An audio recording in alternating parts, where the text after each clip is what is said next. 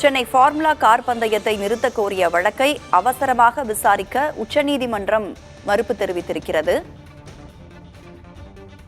Car பந்தய விவகாரத்தை எல்லாம் அவசர வழக்காக விசாரிக்க முடியாது என்று உச்சநீதிமன்ற தலைமை நீதிபதி தெரிவித்திருக்கிறார்.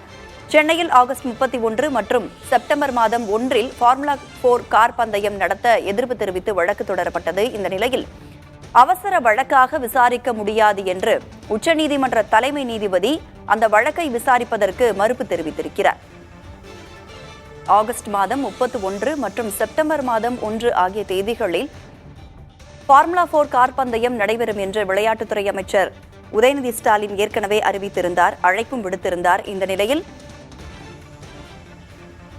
ஃபார்முலா 4 பந்தயத்தை நிறுத்த கோரிய வழக்கை அவசரமாக விசாரிக்க உச்சநீதிமன்றம் மறுத்துவிட்டிருக்கிறது. கூடுதல் விவரங்களோடு நிரஞ்சன் நம்மோடு இணைந்திருக்கிறார்.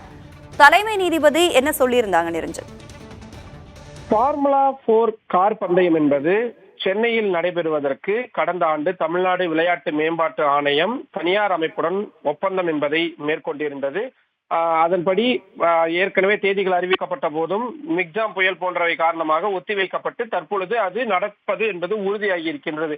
இந்த நிலையில் இந்த கார் பந்தயத்தை நிறுத்த வேண்டும், அது பொதுமக்களுக்கு இடையூறு விளைவிக்கக்கூடிய வகையில் திட்டமிடப்பட்டிருக்கிறது என்று கூறி அதிமுக தனியாக மனு தாக்கல் செய்திருந்தார்கள். இன்னும் சென்னையை சேர்ந்த சமூக ஆர்வலர்கள் சிலரும் மனு தாக்கல் செய்திருந்தார்கள்.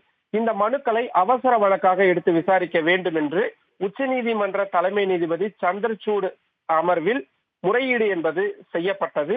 ஆனால் இந்த வழக்கை அவசர வழக்காக எடுத்து விசாரிக்க முடியாது என்று எடுத்த உடனேயே தலைமை நீதிபதி மறுப்பு தெரிவித்திருந்தார்.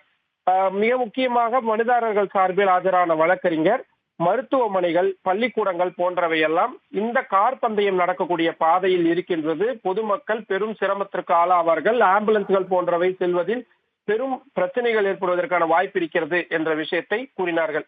ஆனால் அதை ஏற்க மறுத்த தலைமை நீதிபதி இது போன்ற ஒரு கார் பந்தயத்தை நிறுத்த வேண்டும் என்ற விவகாரத்தை எல்லாம் உச்சநீதிமன்றம் அவசர வழக்காக எடுத்து விசாரிக்க முடியாது, இது அவ்வளவு அவசரமாக விசாரிக்க வேண்டிய விவகாரமும் கிடையாது என்று கூறிய தலைமை நீதிபதி இந்த மனுக்களை அவசர வழக்காக எடுத்து விசாரிக்க மறுப்பு தெரிவித்திருக்கிறார்கள்.